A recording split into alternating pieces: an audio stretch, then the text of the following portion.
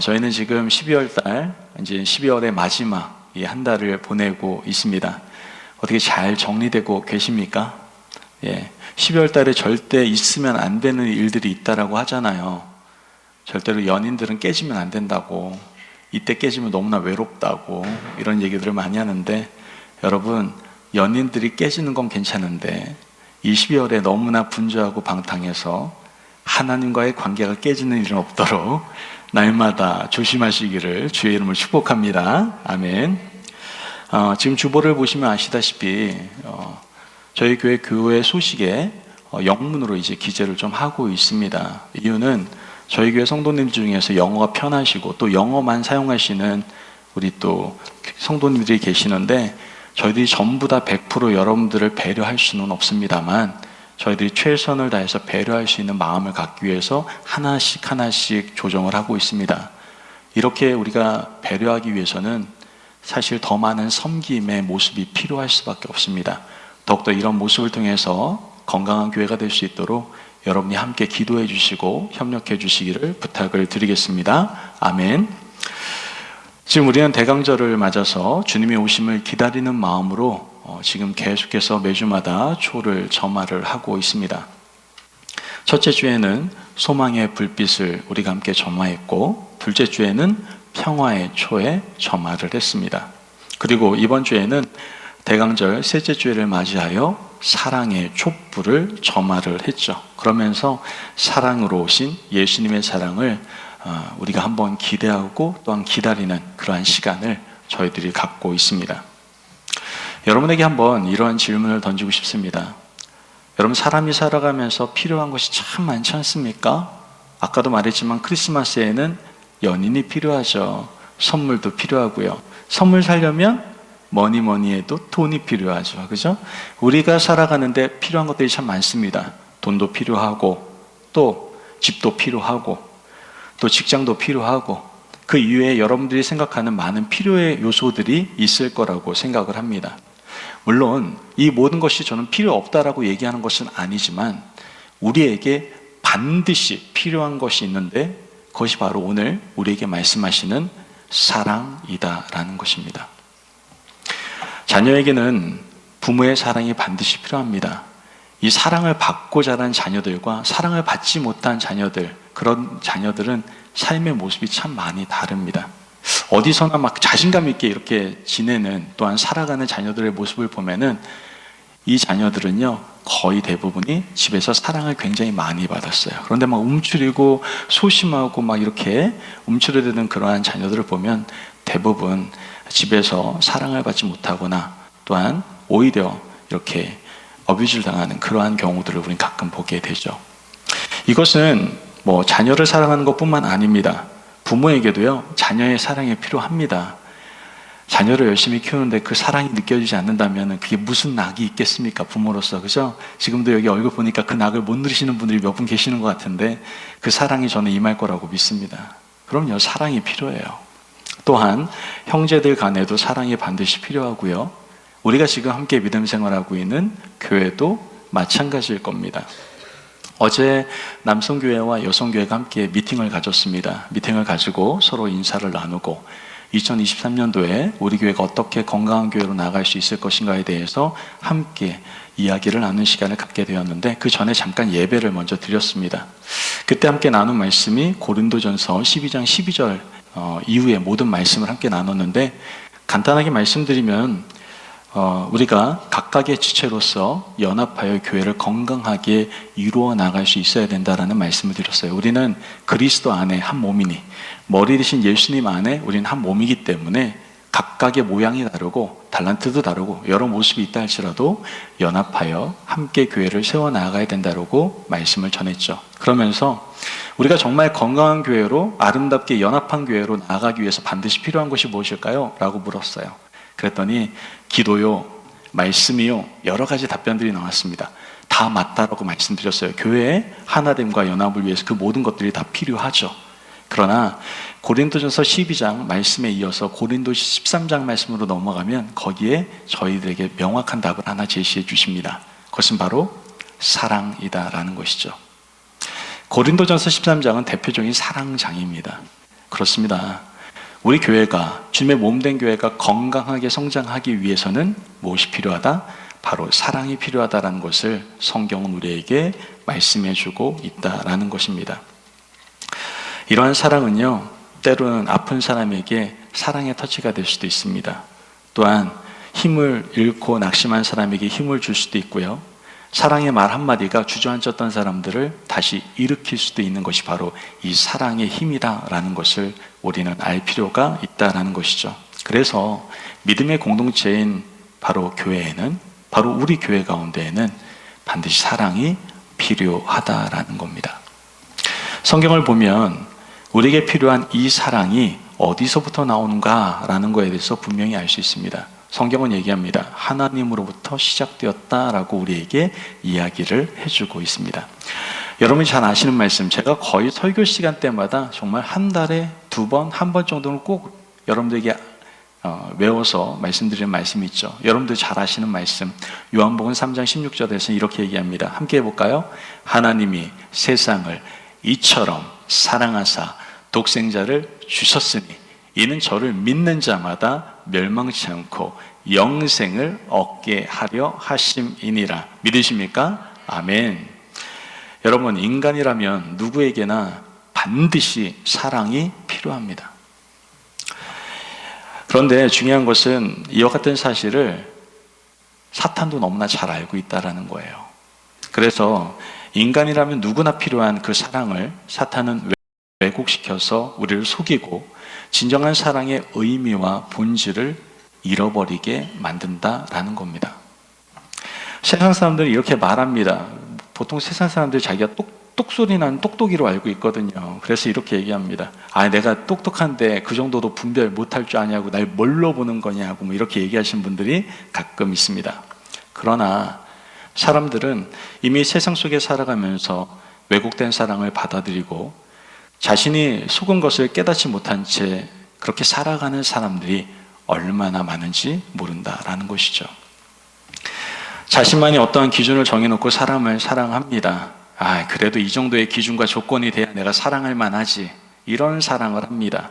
또한 자기에게 실수한 사람에 대해서, 실망을 가져다 준 사람에 대해서는 자신도 충분히 무시해도 괜찮다라고 생각하며 사랑의 기준을 내세웁니다. 또한 다른 사람보다 자신을 너무나 사랑하는 이기주의가 세상에 너무나도 만연해 있습니다. 더 나아가 세상의 타락한 문화들이 아름다운 사랑을 미화하게 만들고, 그리고 그것이 우리에게 사랑이라고 우리를 속입니다. 이러한 왜곡된 사랑 안에는 생명의 역사가 없습니다. 그 사랑에는 뭐가 있습니까? 왜곡된 사랑에는 탐욕과 욕심과 정죄만이 가득할 뿐이다라는 것이죠.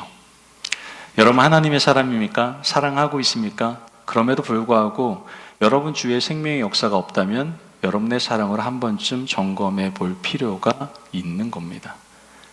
내가 지금 탐욕이 가득하고 정욕이 가득하고 욕심이 가득하고 정죄만이 가득하고 있다면 나는 나도 모른 채 지금 왜곡된 사랑 가운데 진정한 사랑의 본질을 잃어버리고 살아가고 있을지도 모른다라는 것이죠.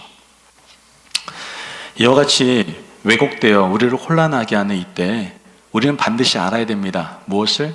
사랑의 본질이 무엇인지, 나눔의 본질이 무엇인지를 우리는 분명히 알 필요가 있다라는 것이죠. 오늘 요한 1서는 우리에게 사랑과 나눔의 본질이 무엇인지를 정확하게 알려줍니다. 이 본질을 잘 깨달으시고 사랑의 주님으로 오신 그 예수님 안에서 함께 더불어 진정한 사랑과 나눔을 할 수 있는 저와 여러분이 되시기를 간절히 바랍니다. 아멘. 자, 먼저 요한일서에서 말하고 있는 사랑은 무엇입니까? 이렇게 얘기합니다. 하나님은 사랑이며 사랑의 본질이다라고 이야기를 하고 있습니다. 이렇게 말하면 원래 파워포인트가 딱 떠야 되는데 오늘 뭔가가 이상합니다. 어찌됐든 더한 은혜가 있을 거라고 믿고, 그렇습니다. 하나님은 사랑이며 사랑의 본질이 누구다? 하나님이시다 라고 얘기하고 있어요. 오늘 본문 앞부분에 요한일서 4장 7절에서 8절 말씀을 같이 한번 보도록 하겠습니다. 요한일서 4장 7절에서 8절 말씀 같이 한번 읽어보도록 하겠습니다. 7절에서 8절 시작. 사랑하는 자들아, 우리가 서로 사랑하자. 사랑은 하나님께 속한 것이니 사랑하는 자마다 하나님으로부터 나서 하나님을 알고 사랑하지 아니하는 자는 하나님을 알지 못하나니 이는 하나님은 사랑이심이라. 아멘. 오늘 본문에서 사랑의 본질을 명확하게 말씀하고 있는 것을 우리는 알게 됩니다. 사랑은 누구에게 속한 것이다?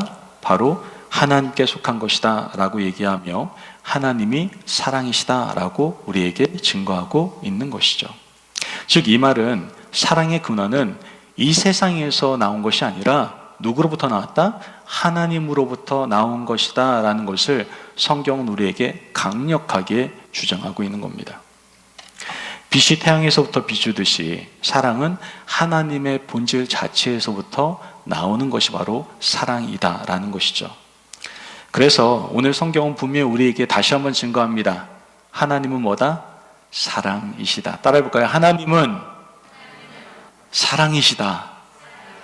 이게 별로 감동이 안 되는 것 같아요. 이거 엄청난 진리인데 다시 한번 하나님은 사랑이시다. 아멘. 자, 그렇다면 이 사랑의 본질인 하나님의 사랑은 어떤 사랑일까요? 하나님의 사랑은 먼저 조건 없는 아가페 사랑임을 우리는 알 수가 있게 됩니다. 아가페 사랑은 어떤 사랑이죠? 희생적이며 헌신적인 사랑이 바로 아가페 사랑입니다. 하나님의 사랑은 조건적인 사랑이 아니에요. 하나님의 사랑은 그냥 우리를 사랑하신 겁니다. 가만히 보면 우리는 사랑할 때 이것저것 따지잖아요. 요것저것 한번 따져보고 또 내가 받은 것이 있을 때에만 사랑을 하잖아요. 여러분 처음부터 사랑하는 게 쉽던가요? 아니잖아요. 뭔가 이 사람이 나에게 관심 좀 가져주는데 이 사람 나에게 뭔가 가져다 주네. 그러면 호기심이 생기고 그 사람에 대해서 사랑하는 마음을 갖지 않습니까? 물론 요즘은 금사빠라고 해가지고 우리 성찬 형제같이 막 그냥 금방 보고 빠져드는 그런 사람이 있을지도 모르겠는데 대부분은 자기가 뭔가 느끼고 받는 것일 때 사랑에 빠지게 될 수 있겠죠. 하지만 하나님은 그런 어떤 조건도 보지 않고 사랑하셨다라는 거예요. 성경을 보면 사도 요한은 우리가 하나님을 먼저 사랑한 것이 아니라 하나님이 우리를 먼저 사랑하셨다라고 분명히 말씀하고 있습니다. 요한일서 4장 10절 말씀을 함께 보도록 합니다. 4장 10절 말씀 함께 읽어볼까요? 시작. 사랑은 여기 있으니 우리가 하나님을 사랑한 것이 아니요 하나님이 우리를 사랑하사 우리 죄를 속하기 위하여 화목제물로 그 아들을 보내셨음이라. 아멘. 여러분 생각해 보면 우리는 하나님을 대적했던 사람입니다. 어떻게 보면 하나님께 사랑하시기에는 기준 미달자일 수도 있습니다.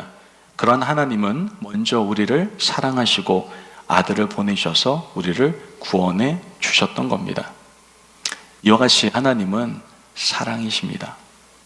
하나님은 사랑이시며 사랑의 본질이십니다. 사람들은 사랑할 때 그만한 이유가 있다라고 생각할지 모르겠지만 하나님은 그분 자체가 사랑이시며 또한 우리를 그분이 너무나 사랑하신다는 겁니다. 하나님의 사랑은 성경 전체적으로 볼 때 창조를 통해서도 나타나고 구원을 통해서도 나타나며 궁극적으로 우리에게 공급하시는 은혜 속에서 그 놀라운 사랑이 계속 나타나고 있는 것을 우리는 보게 됩니다. 바로 하나님이 사랑이시기 때문에 그렇습니다. 자, 그렇다면 하나님께서는 이러한 하나님 자신의 사랑을 어떻게 구체적으로 우리에게 보여주고 계실까요? 물론 성경 안에는 하나님께서 우리를 사랑하신 많은 역사적인 사건들이 많이 나타나 있습니다. 그러나 대표적인 사건, 우리가 너무나 잘 알고 있죠. 그 구체적인 사건은 바로 하나님의 사랑은 예수님을 통해서 나타난다라는 겁니다. 오늘 본문 14절 말씀을 보면 아버지가 아들을 세상의 구주로 보내신 것을 우리가 보았고 또 증언하노니 라고 얘기합니다. 사도 요한은요, 아버지 하나님께서 세상을 어떻게 사랑하셨는지 그 구체적인 근거를 제시하고 있는데 그것이 바로 아버지 하나님께서 독생자 예수를 세상에 보내셨다라는 것으로 증거하고 있다는 것이죠. 로마서 5장 8절 말씀 같이 한번 읽어볼까요? 로마서 5장 8절 말씀입니다. 시작. 우리가 아직 죄인 되었을 때 그리스도께서 우리를 위하여 죽으심으로 하나님께서 우리에 대한 자기의 사랑을 확증하셨느니라. 아멘. 하나님은 우리가 죄인 되었을 때 독생자이신 예수님께서 우리를 위하여 죽으심으로 그분의 사랑을 분명히 보여주셨다라고 성경은 말하고 있는 겁니다. 하나님은 독생자를 이 세상에 보내주셨어요. 하나님께서 아들을 보내신 이유는 우리의 죄를 용서하시고 우리를 구원하시기 위함이었다라는 것을 우리는 알게 됩니다. 여러분 생각해 보세요. 보통 우리가 누군가의 잘못을 하면 잘못한 사람이 먼저 찾아가서 용서를 구하는 것이 일반적인 원리 아닙니까? 잘못한 사람이 먼저 가서 용서를 구해야죠. 내가 이런 이유로 내가 당신한테 참 잘못한 것 같아요. 용서해 주시겠습니까? 그때 용서에 대한 이야기를 들은 사람이 용서를 해줄 수 있는 거 아니겠습니까? 그러나 하나님께서는 우리를 사랑하셨기 때문에 우리가 용서를 구하기 전에, 회개하기 전에 미리 우리를 위하여 구원의 길을 열어 놓으셨다라는 것이죠. 누구를? 예수님을 이 세상에 보내심으로 말미암아 말입니다. 우리가 죄를 범하여 잘못했음에도 불구하고 우리를 위해서 아들을 먼저 이 땅에 보내주신 겁니다. 하나님께서는 자신의 유일하신 그 하나님의 아들을 이 땅에 보내주셨습니다. 그리고 우리는 그 하나님의 놀라운 사랑으로 말미암아 귀한 예수님의 사역의 열매인 구원의 은혜를 얻게 된 것이죠. 더 나아가 하나님께서 우리를 사랑하셔서 그 아들을 보내주시고 또한 우리를 살리셨다라고 성경은 우리에게 말씀해주고 있습니다. 요한일서 4장 9절 말씀 같이 한번 보도록 합니다. 요한일서 4장 9절 말씀입니다. 시작. 하나님의 사랑이 우리에게 이렇게 나타난 바 되었으니 하나님이 자기의 독생자를 세상에 보내심은 그로 말미암아 우리를 살리려 하심이니라. 아멘. 우리는 허물과 죄로 인하여 영적으로는 죽은 자이지만 하나님이 예수님을 통하여 주신 생명으로 우리는 영적으로 다시 살아나게 된 것입니다. 에베소서 2장 1절에서도 이렇게 얘기합니다. 그때 너희는 그 가운데에서 행하며 이 세상 풍조를 따르고 공중의 권세 잡은 자를 따랐으니 곧 지금 불순종의 아들들 가운데서 역사하는 영이라. 여러분, 우리 안에 사실 알고 보면 선한 것이 하나도 없는데 죄로 인해서 진노받아서 멸망받을 수밖에 없는 존재인데 우리를 살리시기 위해서 아들 예수님을 화목제물로 보내셨다라고 성경은 말씀하고 있는 겁니다. 요한일서 4장 10절 말씀을 보면 이렇게 얘기합니다. 사랑은 여기 있으니 우리가 하나님을 사랑한 것이 아니요 하나님이 우리를 사랑하사 우리 죄를 속하기 위하여 화목제물로 그 아들을 보내셨습니다. 아멘. 여러분, 예수님께서는 다른 사람의 죄가 아닙니다. 자신의 죄도 아니었습니다. 바로 여러분과 저의 죄로 인하여 십자가에서 대신 형벌을 당하시고 피를 흘리셨습니다. 그리고 결국 그 십자가상에서 죽으셨습니다. 어떻게 보면 우리가 당해야 될 그 사망을 예수님 십자가에서 대신 형벌로 받으신 것이죠. 예수님이 우리의 죄를 위하여 대신 형벌을 받으심으로 우리는 하나님의 공의에 충족되는, 만족되는 사람들이 되었습니다. 예수님의 그 죽음으로 우리는 하나님과 다시 화목할 수가 있게 된 것이죠. 하나님의 사랑은 우리의 죄를 위하여 아들을 속죄의 희생제물로 삼으시기까지 한 놀라운 사랑임을 우리는 예수님을 이 땅에 보내심을 통해서 알 수가 있게 되는 겁니다. 그러므로 여러분, 우리도 좀 더 깊이 생각해 볼 필요가 있어요. 하나님의 사랑이 얼마나 큰지. 하나님의 사랑은 분명 예수님을 통하여 구체적으로 또한 명확하게 나타나고 있습니다. 이러한 놀라운 사랑을 저와 여러분이 이미 받았고요. 지금도 이러한 사랑이 필요한 사람들이, 사람들이 이 땅 가운데는 너무나도 많이 존재하고 있다라는 것이죠. 그래서 하나님께서 우리에게 한 걸음 더 나아가 바라시는 것이 있습니다. 하나님의 사랑의 그 본질을 깨닫는 것뿐만 아니라 한 걸음 더 나아가서 그 사랑을 나누라고 우리에게 말씀하고 있다라는 것이죠. 요한일서 4장 11절 말씀 같이 한번 보도록 하겠습니다. 11절 말씀 시작.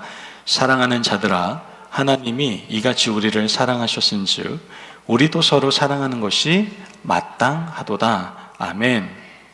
하나님께서는 하나님이 우리를 사랑하신 것처럼 우리도 마찬가지로 서로 사랑하는 것이 당연하다라고 우리에게 말씀을 해주고 있습니다. 이 말씀은 그리스도의 의무가 있다면, 책무가 있다면 바로 서로 사랑을 나누는 것이다 라는 것을 우리에게 말씀해 주고 있는 거예요. 많은 그리스도인들은 다른 사람을 사랑하는 것에 대해서 하나의 선택이라고 생각하며 살아갑니다. 내가 사랑할 수도 있고 사랑하지 않을 수도 있는 것이지.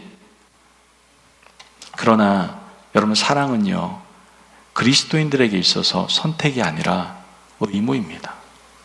우린 의무다라는 것을 깨닫지 못하니까 자꾸만 선택적 사랑을 하게 되는 겁니다. 그러나 아까도 우리가 하나님께서 구체적인 사랑을 보이신 사랑, 바로 예수님의 사랑을 통해서 알려주셨듯이 그 사랑은 조건적이고 선택적인 사랑이 아니라 헌신적인, 희생적인 사랑이다라는 것을 이미 말씀을 통해서 우린 들었습니다. 여러분, 하나님이 우리에게 주신 교회에서 우리에게 의무가 있다라고 한다면 마땅히 이와 같은 사랑을 행하는 것입니다. 우리가 하나님의 사랑을 받은 자로서 사랑을 나눠야 한다면 예수님께서 속죄와 죽음을 당하셨듯이 예수님의 희생이 바로 우리의 기준이 될 수 있어야 된다는 것이죠. 예수님의 사랑을 받았기 때문에 우리는 희생적인 사랑으로 어디까지? 죄인들까지도 사랑할 수 있어야 합니다. 예수님은 죄인을 위해서 십자가에서 죽으셨기 때문에 우리도 서로 사랑할 뿐만 아니라 세상 사람들까지도 사랑하는 마음으로 우리는 품을 수 있어야만 한다는 것이죠. 우리는 세상에서 분명 하나님을 믿고 예수님을 믿고 구별된 자로 살아가고 있지만 우리는 계속해서 세상의 영혼들을 사랑하며 그 의무를 다해야 된다라는 거예요. 여러분, 예수님께서는 우리끼리만 사랑하라고 하신 것이 아닙니다. 교회 안에서만 사랑이 가득하라고 말씀하신 것이 아니에요. 모든 영혼을 사랑하라고 이야기하고 계십니다. 내가 교회 안에서도 마찬가지잖아요. 어떤 사람은 사랑하고 어떤 사람은 사랑하고 싶어도 사랑을 못하겠다라고 이렇게 생각하는 분들이 있을 수도 있어요. 그러나 하나님의 사랑, 그런 조건적이거나 선택적인 사랑이 아니었습니다. 사랑은 의무입니다. 그와 같은 사랑을 우리는 할 수 있어야 된다는 것이죠. 예수님께서는 누가복음 5장 32절 말씀을 통해서 분명히 말씀하십니다. 내가 의인을 부르러 온 것이 아니요 죄인을 불러 회개시키러 왔노라. 여러분, 사랑하는 사람끼리 사랑하는 것도 굉장히 아름답습니다. 사랑이 아름다운 열매가 맺혀지겠죠. 하지만 여러분이 사랑치 못할 사람을 사랑하게 될 때 그 사람 가운데에는 생명의 역사가 나타나게 될 줄을 믿습니다. 아멘. 사랑에는요 반드시 생명의 역사가 나타나거든요. 예수님의 사랑이, 하나님의 사랑이 우리 가운데 생명의 역사를 나타냈던 것처럼 그 사랑이 하나님의 사랑이요, 진정한 사랑이요, 정말 참된 사랑이라고 한다면 그 사랑 안에는 생명의 역사가 반드시 나타난다는 것이죠. 여러분, 예수님은 의인을 위해서 오신 것이 아니다라고 분명히 얘기하고 있어요. 예수님은 죄인들을 사랑하셨고 그들을 사랑하시며 그들을 회개시키시고 구원하시는 것을 우리는 보게 됩니다. 이와 같이 우리도 죄인이었기에 하나님의 사랑을 입어서 구원을 받게 되지 않았습니까? 여기 태어날 때부터 나는 의인이요 라고 하는 사람들이 계십니까? 저는 이런 사람들 보면 깜짝깜짝 놀라요. 이런 사람들은 거의 태어날 때부터 엄마라고 부르는 사람과 다를 바가 없는 것 같아요. 여러분, 우리는 태어날 때부터 죄인입니다. 성경은 얘기합니다. 의인은 없나니 하나도 없다고. 우린 정말 악하고 악한 사람이었습니다. 생각하는 것도 악하고 말하는 것도 악하고 내 나름대로 괜찮은 사람이다라고 생각하며 늘 교만한 마음 가운데 살아갔던 것이 바로 우리의 삶이었습니다. 이런 죄인된 우리 가운데 하나님의 사랑이 찾아오셔서 우리를 회개시키시고 우리를 구원해 주셨습니다. 그렇다면 이 받은 바 된 사랑과 은혜를 기억하면서 우리도 예수님과 같이 이 세상의 영혼을 사랑하며 복음을 증거하고 또한 구원 사역을 감당하는데 우리 또한 최선을 다할 수 있어야 된다라는 것이죠.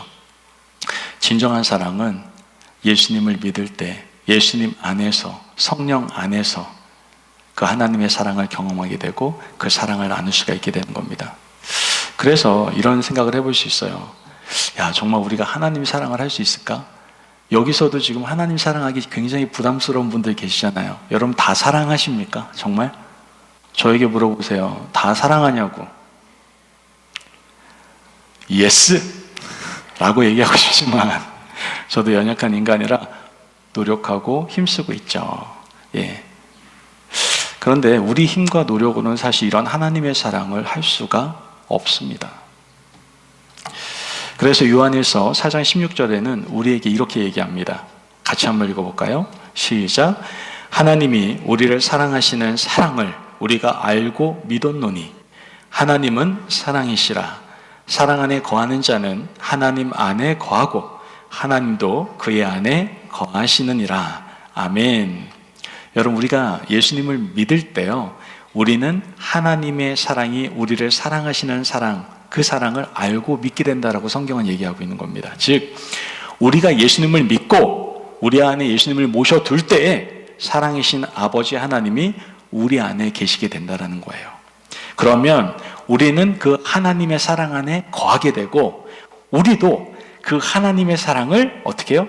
행할 수가 있게 된다는 것을 성경은 우리에게 얘기하고 있는 겁니다. 즉, 내 힘과 내 능력이 아니라 내 안에 계신 하나님의 사랑으로 말미암아 우리도 사랑할 수가 있게 된다는 거예요. 여러분, 그렇게 사랑하기 쉽지 않잖아요. 여러분 머릿속에는 언제나 이해타산을 따지잖아요. 그리고 억울함을 따지잖아요.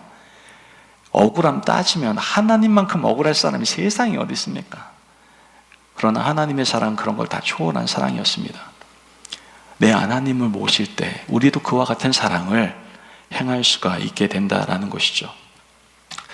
여러분, 우리가 우리의 죄의 본성으로부터 나오는 사랑은요, 다 정욕적이고 탐욕적인 그러한 사랑입니다. 그러나 하나님이 내 안에 계실 때 우리는 하나님의 사랑을 행할 수가 있고 그 사랑 가운데는 분명 생명의 역사가 나타나게 된다라는 것이죠. 저는 이 놀라운 사랑이 여러분의 가정 가운데 또한 우리 교회 가운데 가득 흘러넘치기를 간절히 소망합니다. 아멘. 우리가 예수님을 믿고 그 믿음으로 사랑이신 하나님이 우리 안에 거한다면 우리는 반드시 하나님의 사랑으로 행할 수 있어야만 합니다. 심지어 내가 너무 미워하는 원수같이 생각하는 사람이 있다 할지라도 우리 안에 사랑이신 하나님이 계신다면 우리는 그 사람을 사랑할 수 있습니다. 여러분, 더 이상 미루지 마시고 2022년도 안에 해결 좀 합시다. 여러분 가운데 혹시나 아직까지 내가 내 의지로 사랑하지 못하는 사람들이 있지 않습니까? 여러분 의지로 하지 마시고 여러분 안에 있는 하나님의 사랑으로 그 사람을 품고 사랑합시다. 그때 여러분들의 삶의 모든 환경과 주위 가운데 놀라운 생명의 역사, 기쁨의 역사가 가득하게 될 줄을 믿습니다. 아멘. 여러분 기억하십시오. 이 세상 가운데 하나님의 사랑이 필요하지 않는 사람은 단 한 사람도 없습니다. 그러므로 우리는 주위에 있는 모든 사람들에게 하나님의 사랑을 나누기 위해서 누구를 전해야 되는 거예요? 예수님을 전해야 되는 거예요. 예수님을 믿어야, 그분 안에 거해야 하나님의 사랑이 그 안에 거하게 되거든요. 그래야 그러한 사람들이 모두 다 진짜 사랑을 하기 시작하는 겁니다. 저는 이 사랑이 선포되어서 이 땅이 정말 진짜 사랑으로 가득 흘러넘치기를 간절히 바랍니다. 아멘. 여러분, 우리 예전의 모습 생각해 보면 정말 자기중심적이고 또 자기 교만에 빠져 살지 않았습니까? 자기 쾌락 또한 이기적인 그런 모습으로 살아가는 모습이 참 많았던 것 같습니다. 그러나 예수님께서 우리의 삶에 찾아오시면 우리는 하나님의 사랑을 알게 되고 변화되기 시작하는 겁니다. 이 말씀 들으면서 여러분들 좀 느껴지는 게 있지 않습니까? 그냥 설교 시간에 들려주는, 그래 이기적이었지, 쾌락 추구했지, 자기중심적이었지, 그런 사람이 있지 라고 생각하는 게 아니라 그런 사람이 바로 저와 여러분이었잖아요. 저도 얼마나 이기적이었는지 모릅니다. 저도 손해보지 않고 살려고 얼마나 노력하며 살았는지 모릅니다. 남에게 상처를 주면서 살 때도 얼마나 많았는지 모릅니다. 나만 상처 안 받으면 돼, 내 일만 아니면 돼 라는 생각 속에 살아갈 때도 참 많았습니다. 그런데 그분이 내 안에 오셨어요. 그분이 내 안에 오시니까 그냥 억울해도 그냥 참고 살게 되더라고요. 용서하지 못할 부분도 용서하게 되더라고요. 사랑하지 못할 사람들도 사랑으로 품게 되더라고요. 이것이 바로 하나님의 사랑입니다. 오늘 이 시간에 하나님의 사랑이 여러분 가운데 부어지기를 주의 이름으로 축복합니다. 아멘. 여러분, 우리는 하나님의 사랑으로 말미암아 변화된 삶을 살아갈 수 있습니다. 앞서 말씀드린 바와 같이 내 힘과 노력이 아니라 사랑이신 하나님께서 내 안에 계심으로 우리는 하나님의 사랑을 나누며 살아갈 수가 있게 되는 겁니다. 우리는 지금 대강절 기간을 맞이하고 있어요. 사랑으로 오신 예수님을 좀 기억합시다. 그분의 사랑, 어떤 사랑이었습니까? 희생적인 사랑, 헌신적인 사랑, 그 아가페 사랑을 우리 다시 한번 기억합시다. 그리고 그 사랑의 본질이신 하나님을 다시 한번 묵상하실 수 있는 시간 되시기를 바랍니다. 그 하나님께서는 우리에게 의무다, 책무다 라고 말씀하시면서 사랑을 나누라고 이야기하고 계십니다. 그 하나님의 명령에 또한 부르심에 사랑으로 답하실 수 있는 저와 여러분이 되시길 주님의 이름으로 축복합니다. 아멘. 기도하겠습니다. 우리 함께 오늘 시간에 함께 기도하기를 원합니다. 하나님은 사랑이십니다. 그런데 하나님을 모시고 있다라고 하는 우리들은 정말 사랑하지 못할 때가 많았던 것 같아요. 늘 조건을 따지고 내 자존심이 허락하지 못하면 사랑보다는 질투하고 시기하고 원망하고 탐욕과 또한 정죄로 가득한 삶을 살아갈 때가 너무나 많았던 것 같습니다. 오늘 이 시간에 하나님께 기도합시다. 하나님, 내 안에 계신 줄 믿습니다. 내 의지와 내 노력으로 사랑해서 생명 없는 삶 살아가는 게 아니라 내 안에 하나님의 사랑을 이젠 서로 나눔으로, 내가 누림으로 이젠 생명의 역사가 가득한 기쁨의 삶을 우리가 살아갈 수 있게 해달라고 오늘 들은 말씀을 생각하면서 함께 기도하며 나가도록 하겠습니다. 기도합니다. 사랑이 많으신 아버지 하나님 감사합니다. 주님께서 함께 하시는 귀한 은혜 주시고 끝까지 감사합니다. 사랑으로 오신 주님을 기억합니다. 하나님, 그 사랑은 세상에서 온 것이 아니요 하나님으로부터 온 것임을 깨닫게 됩니다.